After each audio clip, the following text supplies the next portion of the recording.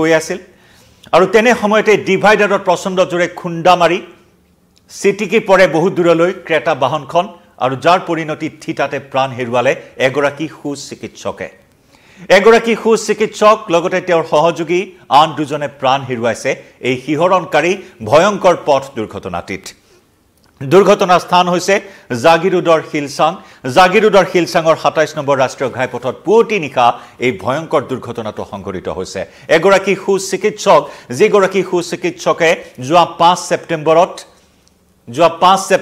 10 ঘণ্টাত ২১টাকৈ সন্তান প্ৰসৱ কৰোৱাইছিল আৰু সমগ্ৰ ৰাজ্যজুৰি চৰ্চালৈ আহিছিল সংবাদ শিৰোনাম দখল কৰিছিল এইগৰাকী চিকিৎসকে আৰু সেইগৰাকী সুচিকিৎসক ডাক্তৰ কণ্ঠেশ্বৰ বৰদলৈয়ে আজি প্ৰাণ হেৰুৱালে এই ভয়ংকৰ পথ দুৰ্ঘটনাটিত আমি দৃশ্য আপোনালোকক দেখুৱাইছো সম্পূৰ্ণকৈ দৃশ্যভাগ আপোনালোকৰ সন্মুখত দেখুৱাব বিচাৰিছো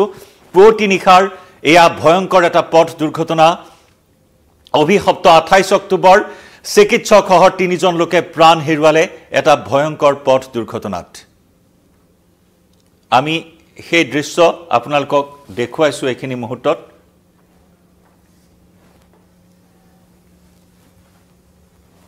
এয়া হৈছে চিকিৎসক ডাক্তৰ কণ্ঠেশ্বৰ বৰদলৈ আৰু এটা ভিজুৱেল আছে যদি সম্ভৱ হয় আমাৰ ডিজিটেল টিমক অনুৰোধ জনাম জাগিৰোডৰ পৰা অজয় পালে প্ৰেৰণ কৰা এটা বিশেষ ভিডিঅ' এখন হুণ্ডাই ক্ৰেতা বাহন সেই ভিডিঅ'টো যদি আমি পাওঁ সেই ভিডিঅ'টো আপোনালোকৰ সন্মুখত দেখুৱাম মই ডিজিটেল টিমক অনুৰোধ জনাম সেই ভিডিঅ'টো প্ৰেৰণ কৰিবলৈ কিন্তু আৰম্ভ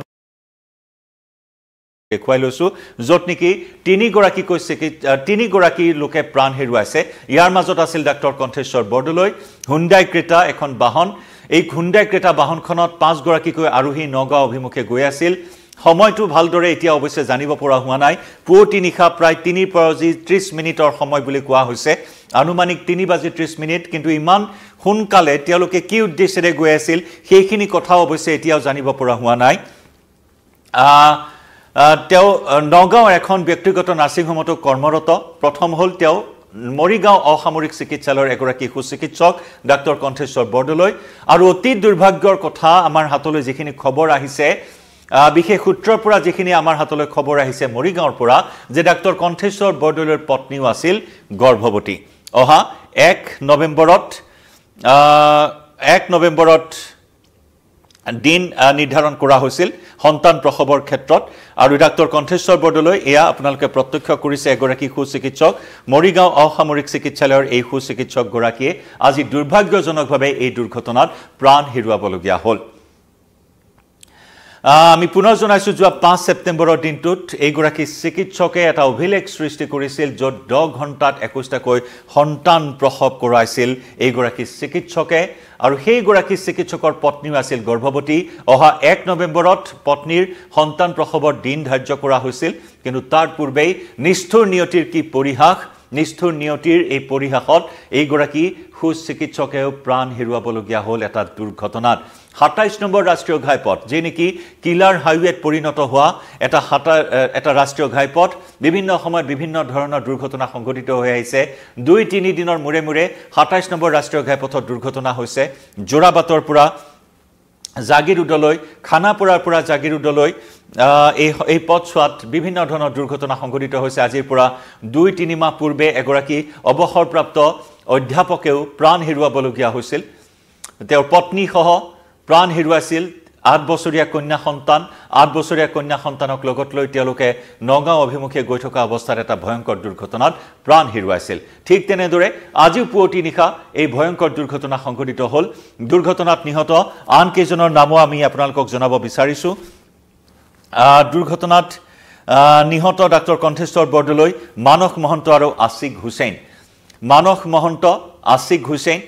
এই আটাইকেইজনে প্ৰাণ হেৰুৱাইছে 5 গৰাকীকৈ আৰোহী আছিল বাকি দুজনৰ পৰিচয় অৱশ্যে জানিব পৰা হোৱা নাই বাকি দুজনকো সংকটজনক অৱস্থাত নগাঁও চিকিৎসালয়ত ভৰ্তি কৰোৱা হৈছে দুৰ্ঘটনাত গুৰুতৰভাৱে আহত দুজনক নগাঁও হাস্পতাললৈ প্ৰেৰণ কৰা হৈছে হয়তো নগাঁও মেডিকেল কলেজ হাস্পতালত বৰ্তমান ভৰ্তি কৰোৱা হৈছে দুইজনক এই দুৰ্ঘটনাত সম্পূৰ্ণৰূপে সুচুৰময় হৈ পৰে ক্ৰেতা বাহনখন জাগিৰোডৰ পৰা নগাঁও অভিমুখী আছিল এই ক্ৰেতা বাহনখন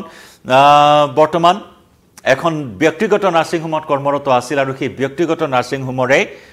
সহকৰ্মীক লগত লৈ তেওঁ ইমান পুৱতি নিশাই কলৈ নগাঁৱত কি উদ্দেশ্যেৰে গৈছিল হয়তো চিকিৎসাজনিত কিবা কামতেই হয়তো তেওঁ ওলাই গৈছিল তেনেকুৱা কিবা কাৰণ হ'ব পাৰে সেইখিনি কথা কিছু সময় পিছতে ওলাই পৰিব কিন্তু অতি দুৰ্ভাগ্যৰ বিষয় যে সন্তান প্ৰসৱেৰে অভিলেখ সৃষ্টি কৰা এইগৰাকী চিকিৎসকৰ পত্নীও আছিল গৰ্ভৱতী যি 1 নৱেম্বৰত সন্তান প্ৰসৱৰ দিন ধাৰ্য কৰা হৈছিল গতিকে নিষ্ঠুৰ নিয়তিৰ পৰিহাসত এনেদৰে কাল অমানিশা নামি আহিল তীব্ৰ বেগত আছিল বাহনখন পুৱতি নিশাৰ সময় ঘাইপথ খালী ঘাইপথত হয়তো প্ৰয়োজনতকৈ অধিক গতিবেগত গাড়ী চলাইছিল নিয়ন্ত্ৰণ হেৰুৱাই ডিভাইডাৰত খুন্দিয়াই আৰু যাৰ পৰিণতিত আজি